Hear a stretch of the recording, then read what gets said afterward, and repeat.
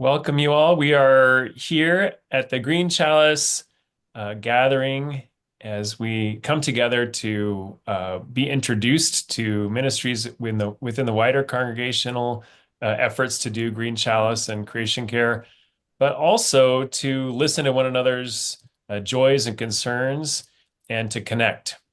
That's what we've found is so crucial at this time, not only looking at solar panels and food justice and anti-racism. Uh, all those are really important. And the work of grief and the work of connection and relationship is important. And we are doing that by Zoom. You all are doing that in your congregations regularly and in your regions. And I'm really grateful for that. But this is just another way for us to connect. And so this time will be a little bit of head knowledge, but also really infused with prayer and with conversation and with connection. And that's what these gatherings are, a combination of workshop and knowledge. You might take home some ideas or back to your congregation some ideas. But really, the main reason for these gatherings is for us to connect with one another, to find commonality, and to share in some hope as we move together in our islands of resistance and compassion, wherever you are. So one of the opening practices I'd invite us into is to recognize that you all are bringing with you some grief and some sorrow. And it might be from something that's going on in your household or in your body right this moment. It could be something that's going on nationally or in your state or globally. And also, you might be carrying with you some joy and this connection with gratitude. And so, as a way for us to both honor the suffering in the world and in our own bodies and households, and to honor and name gratitude, we will share that. As it's all of our sharing is by choice, of course. But I'll invite you to share in the chat a grief and gratitude that you bring with you today, that we might carry these joys and concerns together. And I will read those aloud once we've put them in the chat. And it's just a sentence or, just a short.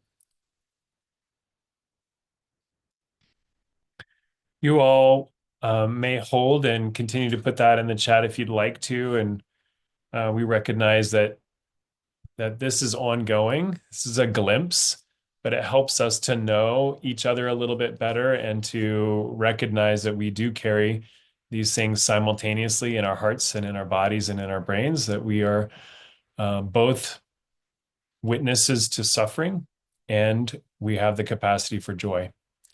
And what a blessing that we have that capacity now.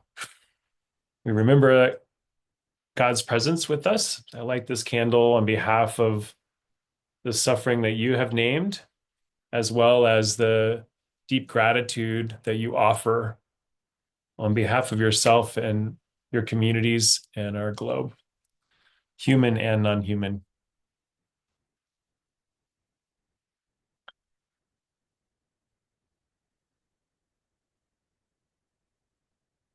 I'm going to read a passage from Otis Moss III. He's a pastor in Chicago, a United Church of Christ pastor. And this is an excerpt from a book of his that he wrote in 2023 called Dancing in the Dark. And after this, I'll invite us to step into rooms, trios, little Zoom rooms of groups of three, to just share another check-in, a little bit more. Here's who I am and where I am, and then a response to what did you notice about this passage? How are you experiencing dancing in the dark? Or it could be stumbling or fumbling in the dark, whatever that looks like for you, but just a little reverberation from that.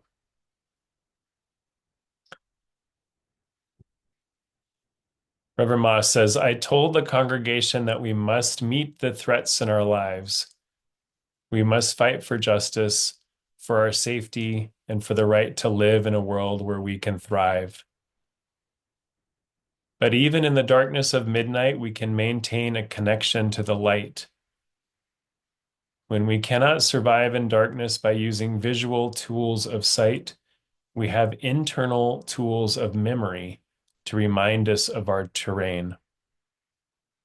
Until dawn comes, we need more than the determination to fight for justice.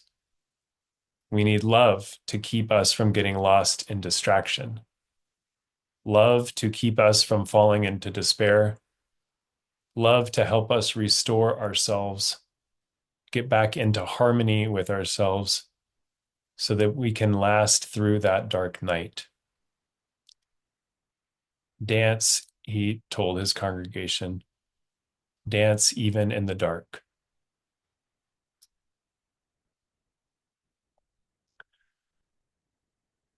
I will paste this in our group chat.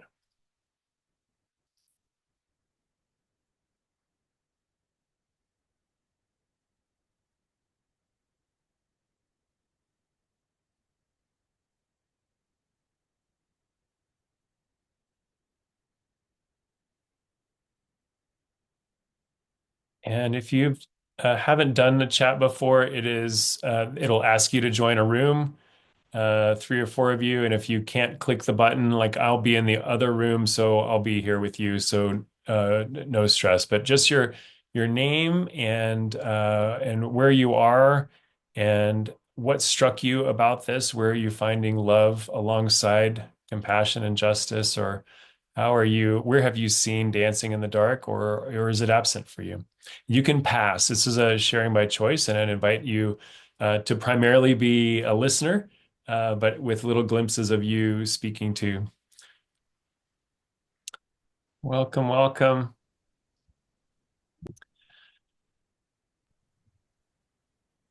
Apostle Sharyn Cosby is coming to us from Tulsa, Oklahoma, where it's toasty and warm. Palm trees, just kidding. She'll share more about herself, but just getting us warmed up. We'll hear from Apostle Cosby and Yoli Barragan, and then Rob Morris as highlighting these ministries and the connections they have, and then we'll have time for conversations in small groups about our congregations and the reflections that we have on what we're hearing. Just so you know, so. Apostle Cosby, thank you for being here. Well, thank you for inviting me to speak tonight. It's exciting. I get excited about the work that we're called to do. I am Apostle Sharyn Cosby from the great big city of Tulsa, Oklahoma, where I am called to serve in the Spirit ministries, in the Spirit Christian Church, along with our outreach center, Oklahoma Family Empowerment Center.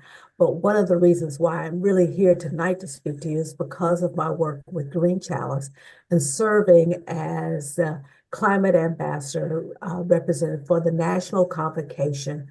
And part of what I do with the convocation is to speak with the various convocation pastors and to get information out about Green Chalice.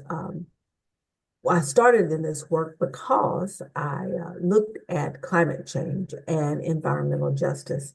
And for me to be authentic to the ministry that God called me to be, I have to look at that. We know that climate change diversely affects people of color, marginalized communities at a disproportionate rate. So as I speak with the convocation ministers, I want to be able to educate them, one, on climate change and environmental justice, and how we as ministers can seek to advocate for our communities, for our congregants, those who sit in our pews, and to help work towards what I'm going to call equity, which we know that is we're far from it, but perhaps with our climate work and our environmental justice work, we can see equitable society where all communities are treated the same, where that is not the case right now. So got my hands full, but I'm excited about the work.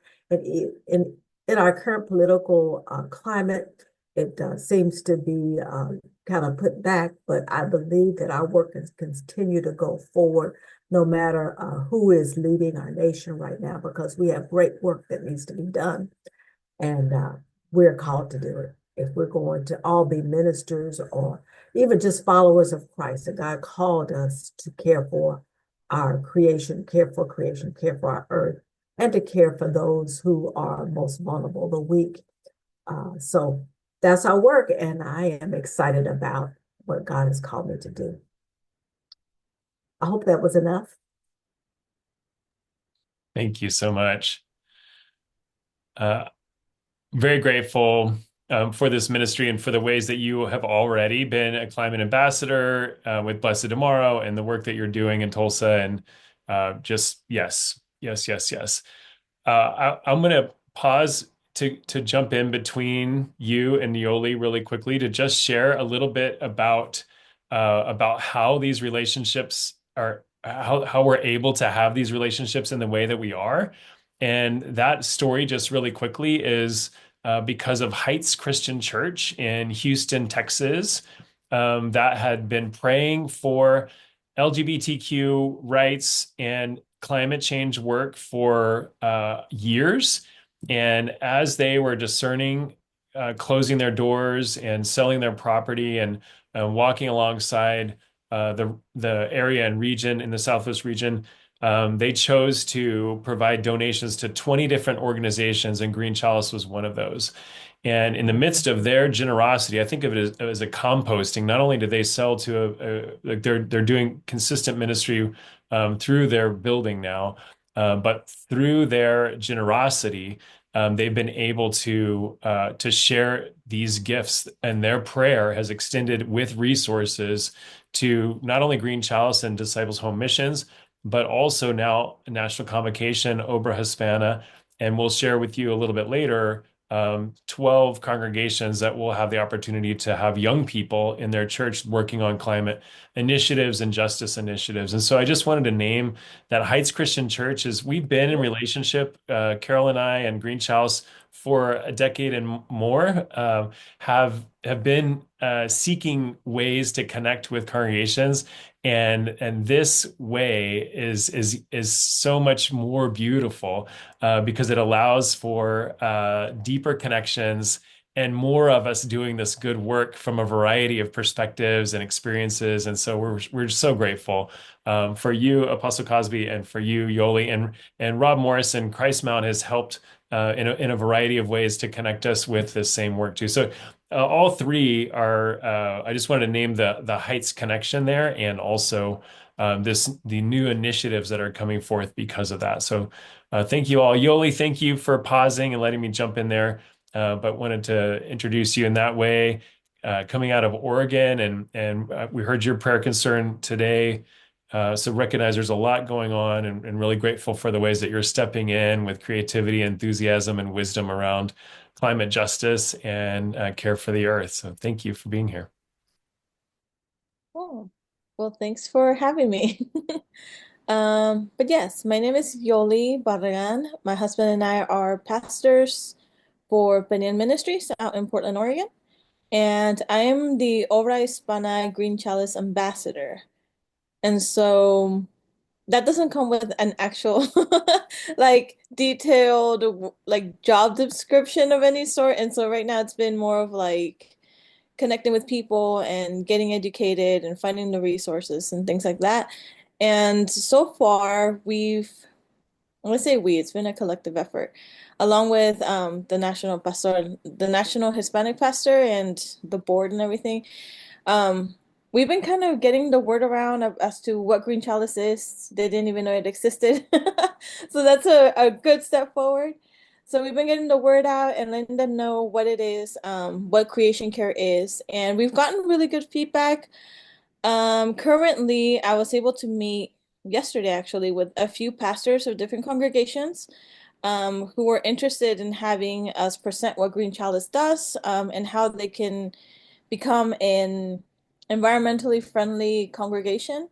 And so I already booked meetings so I can come and talk to the congregation. So that's really good. And it's like it's not different denomination. They're different ethnicities. And so it's really nice. that is not just an Obra thing. So that's really exciting. And then we're also starting to do like small little tidbit videos as to how we can, make an impact in our daily lives. And we're posting those on the Obra newsletter so that they kind of get an idea that some of the stuff we are currently doing is helping the environment and how we can push it a little further and how it's very practical changes. And so we're doing that, and it's just a bunch of other projects that are kind of happening about. We're gonna go and share to the Southwest region out in Texas to the Hispanic churches out there this June. That's kind of in the plans, and yeah, I'm really, really excited to be doing this kind of work because I try to do it on my personal life, but it's nice that we're getting on board and my church is on board and they're like, yes, we can do this. And it's becoming a team effort and it's amazing. It just kind of, I don't know, that's a source of joy for all the work that we're doing. Amazing. Would you mind sharing a little bit about the course you're taking in the spring and fall? Is that okay to share too, or with Nettie? Oh yes. Okay. So starting this Saturday, actually, I'm starting a course on creation, care, and faith, and it is a course by the Lutheran Seminary that's being given to anybody who wants to take it, but it's in Spanish. And what's interesting about it is that there's professionals, like people who do this for a living, they're gonna come and speak. And we're also working on a creation care project for the long run. So we are kind of here till October, which is exciting because as part of the education, it's a hands-on approach. And so we're meeting with within the students. We're also learning from the professors, and we're also making a big climate impact change project of sorts. And it's exciting because we have people that sign up from all over the world, from Chile and the Dominican Republic and Mexico and Peru. And it's, to me, that's really amazing. And every week we get a different person sharing. I know one of the things that stuck out to me was somebody that specializes in ocean care. And I'm like, oh, wow, that's amazing. Because I live in Oregon, so I'm over here thinking trees, but there's also a ginormous ocean. So things like that, every time we meet, it's going to be something different. And I'm excited because I dominate English a little more than Spanish. And so learning this in Spanish and be able to transmit that to the Hispanic churches is going to play such a big part. So I'm super excited. That's wonderful. Thank you. I wish I knew more Spanish because I would be trying to figure out how to join late on Saturday. So thank you very much for all your work and the ways that you're connecting the dots around faith and climate and creation care. Thank you. Rob Morris serves with Christmount. It's our national and general conference center in North Carolina, and he has been and Christmount have been partners with Green Chalice over the years, helping to drive sustainability conversations and equity conversations, and they're down the road from me, and so that makes it easy in some ways to be able to listen and learn alongside that land. And it's an amazing piece of property, and Rob has done amazing ministry there, and it's been an especially challenging and beautiful time after Hurricane Helene. And he's here with us today to just share a little bit about what he's been noticing and some of the work that he's been a part of and how he's seen God showing up there in Western North Carolina. So thank you, Rob.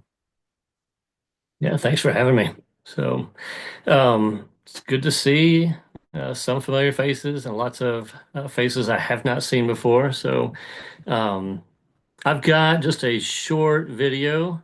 We had a little bit of a storm last at the end of last September, and so I was fortunate to have some neighbors. I'll tell you a little bit before I hit share.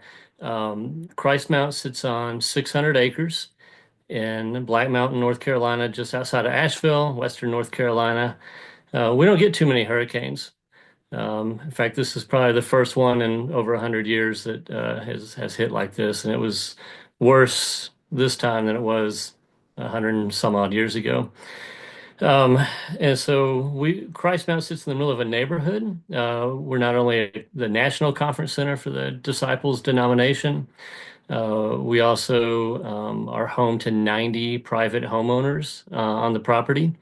And so we provide water and sewer services for these folks, road services, trash services. So we're kind of like our own little city community in a sense. And so when the storm affected Christmount, it also affected these 90 families that were there. And the storm washed out six roads where there once were culverts. The culverts backed up and just pushed the roads completely out of the way. So roads were impassable.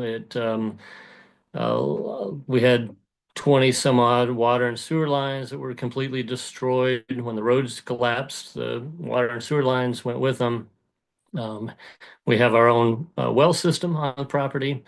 And so when the water lines broke, the tank emptied and we had no water, no electricity. We had a group of 30 ladies that were on the property for a weekend retreat, a crafting retreat, and they were trapped at Christmount. Most of them were able to get out on Monday or Tuesday of the following week, but it was quite something. So I'm going to play a little video. It's about 2 minutes, and then I'll talk a minute more after that. So.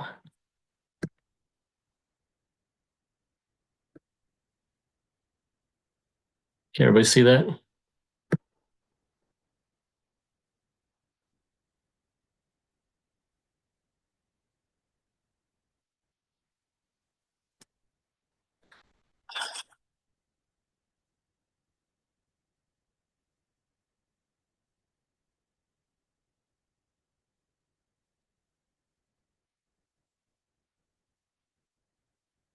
This is the main entrance coming into Christmount here.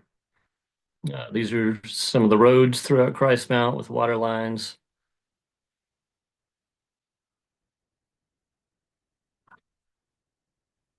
That's actually a road, not a river.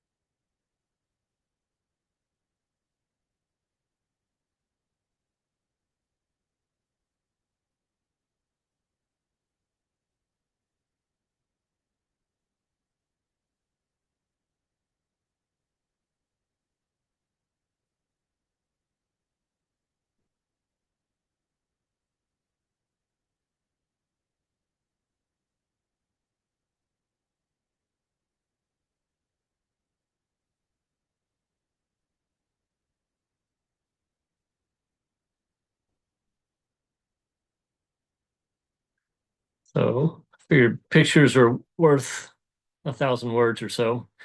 But so you saw some of the destruction. Christmount backs up, part of our property backs up to Highway 9, which is a really windy road that goes up to Lake Lure.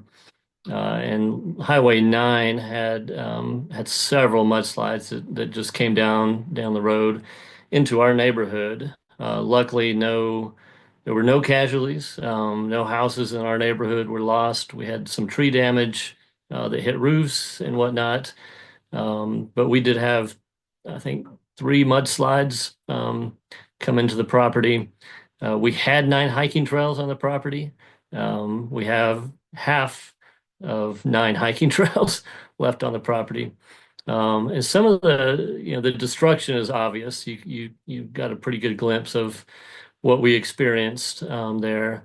And Scott asked me to say a word or two about the gratitude and grace on the other side. And I would say for us, the response has been overwhelming. People just literally showing up the very next day and the next week and the week after that and the week after that. People who had never heard of Christmount just drove down, came up to the area, stopped in Black Mountain, said, "We're here to help. What can we do?" And people said, "Well, go check out Christmount, see if you can help there." And so we had people from Michigan and Texas and Louisiana and Arkansas and Virginia and Ohio and Kentucky, all over the place that just came out. We have a group from Tulsa, Oklahoma, coming in March to help out. So it's really been amazing to see. Sometimes things like this bring out the very best in community, and it's a good reminder for me personally what community looks like and can look like. We've got churches coming, college groups coming, individuals coming, just to find ways to help. And some of them are construction oriented, and others are you got to tell them which end of the paintbrush to hold. But it's going to be just an amazing time to rebuild. And as groups are coming in, one of the things that we focus on at Christmount is community. And so Caroline Hamilton Arnold came out a couple of weeks ago, and she and I and some others went and met with community partners because part of the rebuilding process is not just rebuilding Christmount, but seeing what Christmount can do to help rebuild the community around us. And so we'll be working with lots of different community partners. And so as groups are coming to us, we're trying to be intentional about sending groups out to help others as well. And that's really, for us, that's really what it's all about is how do we build stronger communities? And we don't do that by I think a lot of times churches ask the question, how do we get more people in the pews? But really the question we have to be asking is how do we get our church out to the people? And so, it's similar for Christmount that it's not how do we get more people to Christmount, but how do we get more Christmount to the people? And so we'll talk a lot about creation and creation care and what it looks like to rebuild with resilience and respect for nature. And just we'll be working with a lot of community partners to help us do that. So I appreciate the opportunity to show you some video and talk to you a little bit about what we've been going through. But we feel very loved right now, and it's been great.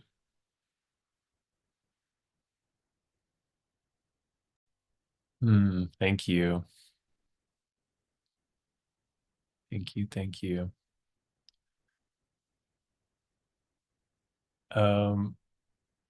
Carol Devine, I have a question, an impromptu question for you. I'm not sure where you are. Do you mean where I am on the screen or where Yeah, I am? I changed the view for the recording, so like it's throwing me all off.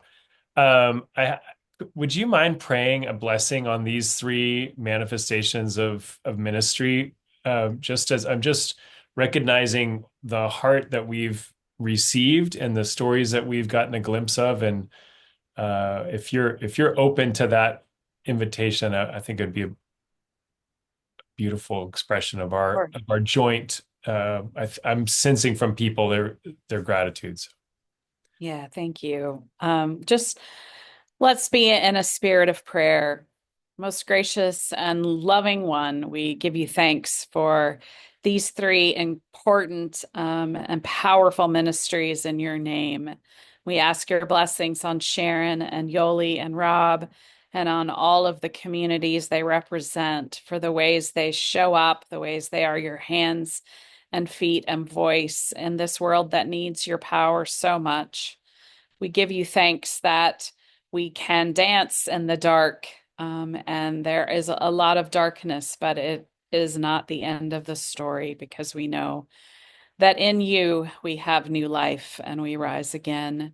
And so I would ask your very special blessings on each of these, your leaders, your servants, that you would give them strength and body and spirit, that you would guide their steps, their words, their actions, and that you would hold them very close to your heart. We give great thanks for them.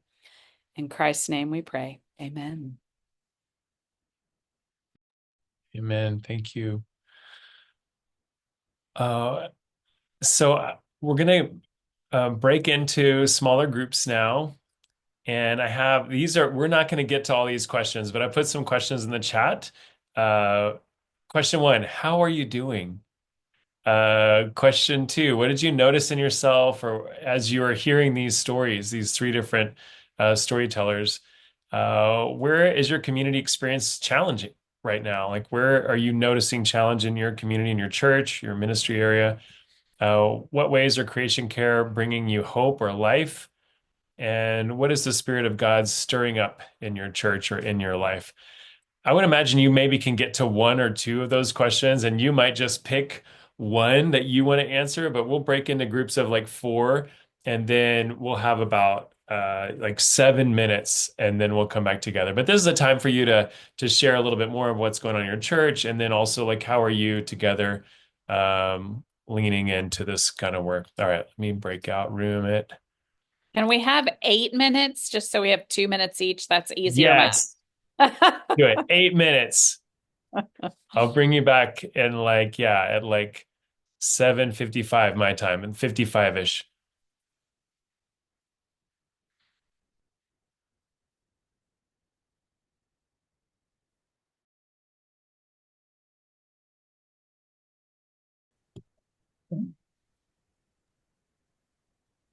Welcome, welcome. This is kind of an abrupt shift from the heart sharing you were likely doing in your circles, but I'm very grateful for you all taking that time.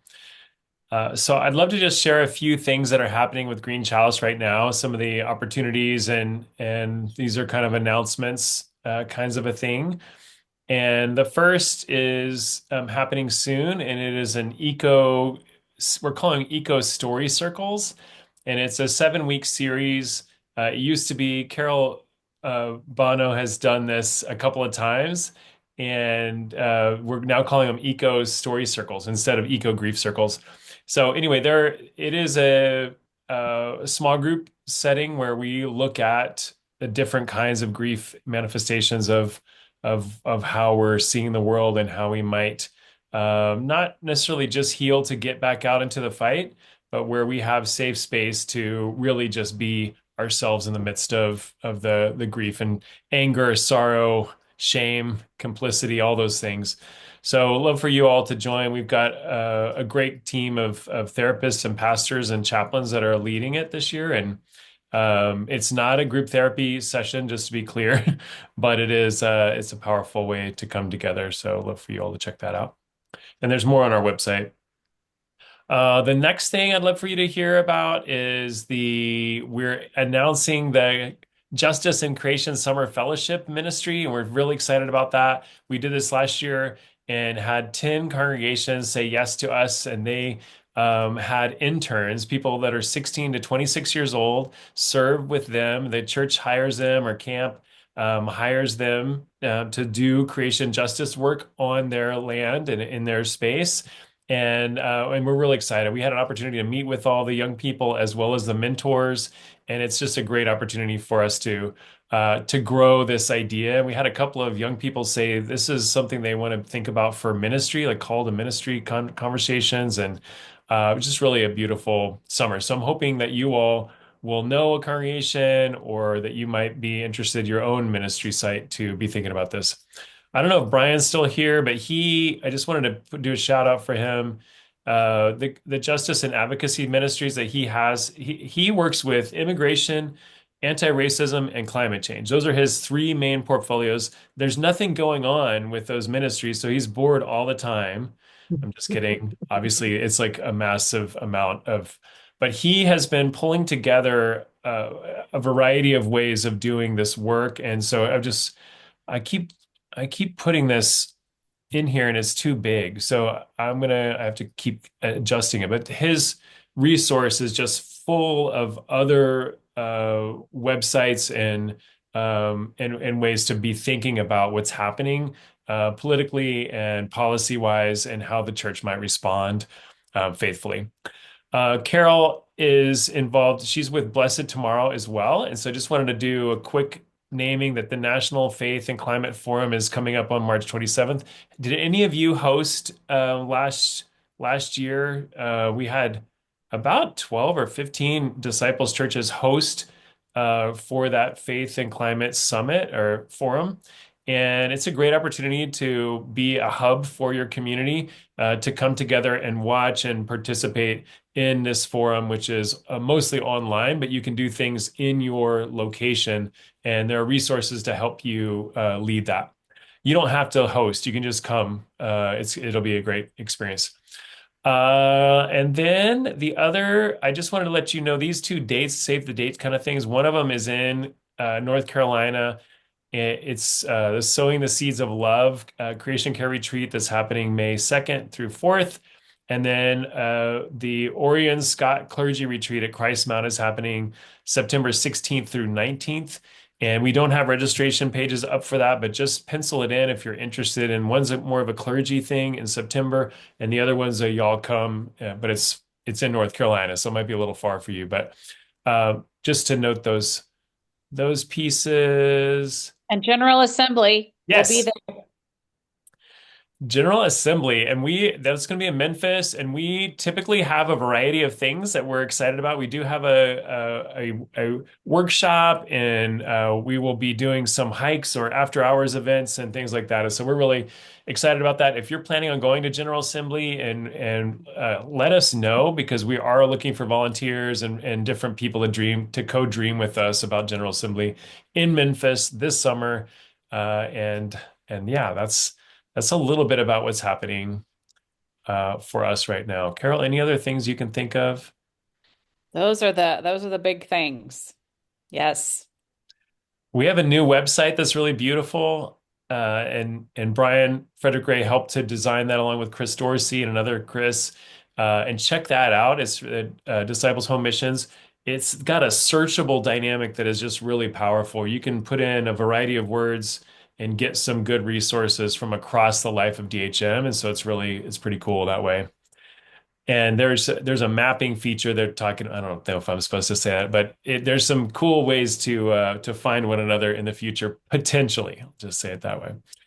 And yeah, so I wonder if as we head out, a benediction, would you share either verbally unmute or in the chat one word you're carrying with you as you leave? So we came in with grief and gratitudes, and wondering if you are going to be carrying with you something from our time together. What is a benediction, a good word that you're carrying forth? It doesn't have to be good. What's a word you're carrying forth?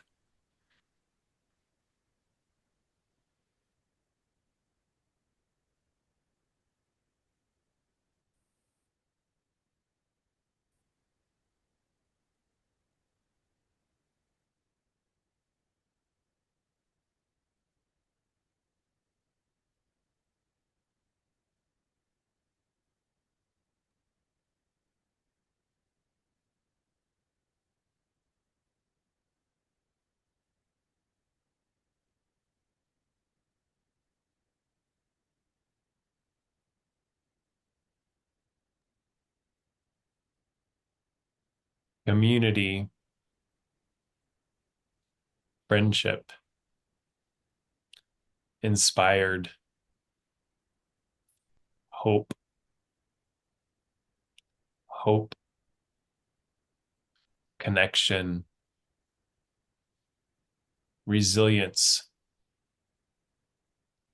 relationships, encouraged, gratitude,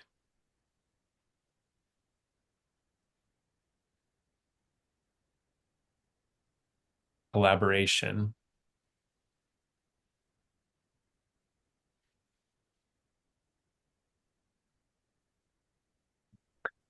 May you be blessed by this benediction, these good words offered from a reflection of just 1 hour together, recognizing that God is still somehow present, even in the deep shadow of the suffering that we're aware of, and in the deep gladness that we share. Thank you all for taking time and for spending your Thursday evening embracing this dancing in the darkness that we're practicing together. May it be so. Blessings, y'all. Bye, everybody. Bye. Bye.